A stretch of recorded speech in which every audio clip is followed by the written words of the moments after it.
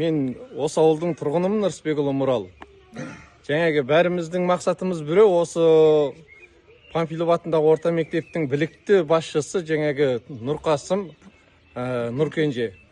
Осы кісіні белгілі себептермен мына мектептің бір 4-5 мұғалімі бастаған біраз адам арыз жазып, себепсіз жұмыстан шығарып отыр. Біздің мақсатымыз сол кісіні осы ордаға қайтып алып келу. Бұл кісілердің арыз жазудағы себебі қайсы десеңіз, бұл кісінің тәрбиесі, жаңағы несі, түзімі өте жақсы. Мұғалімдерді, жаңағы ұстаздарды, барлығын оқушыларды қадағалап отырады. Бұл кісі мұғалімдерге жаңағы қатаң жақсы тәрбие болғандықтан сол қысымға шыдамай, бұл мұғалімдер директордың үстіне арыз беріп жатыр қазір.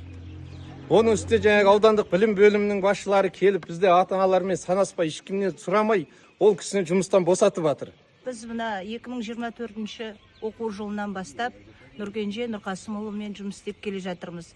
Бұл кісі келгелі жас маман болса да, мына мектебімізде көптеген жетістіктерге, оқушылар олимпиадаларға барып, спорт жағынан да, білім жағынан да, өнер жағынан да жақсы нәтиже көрсетіп келе жатыр. Міне жақында бізде аттестация мектебімізде болды. Одан да жақсы нәтижемен жеттік балалардың білімін. Осының бәрі жаста болса, осындай жастарға жол беру керек қой. Маман ретінде, адам ретінде, үлкенді сыйлау жағынан тек қана біз Нұркенже Нұрқасымұлының адамгершілігін, бар жақсылығын көріп жатырмыз. Бұл мектепте 47 ұстаз еңбек етеді. Енді 20 адам қарсы болып, 27 адам біз осы Нұркенже Нұрқасымұлының ары қарай осы ұрпақ тәрбиелеуде, білім беруде, еңбегін елеп, осы мектебімізде қалып, ары қарай ісімізді жалғастырсақ деп айтқым келеді. Ауыл тұрғындары болып, осы ұжым болып, біз Нұрқасымовичті қолдаймыз. Жұмыста жұмыста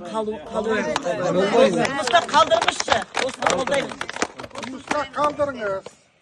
Енді бізге бағана жоғарыда да айтып кетті. Дегеніміздегі мына Кенжені біздің мектепке әкеп берсе, біз тыныштандық. Кенжені мектепке әкелмесе, біз орнаттаймыз. Облысқа барамыз, облыстан болмаса орталыққа барамыз. Оған тоқтамаймыз. Мына тұрған атана ұрпақ үшін жасайды. Ұрпақ үшін осы жерде отыр. Сондықтан біздің талабымызды қандырсын. Сол айтарым.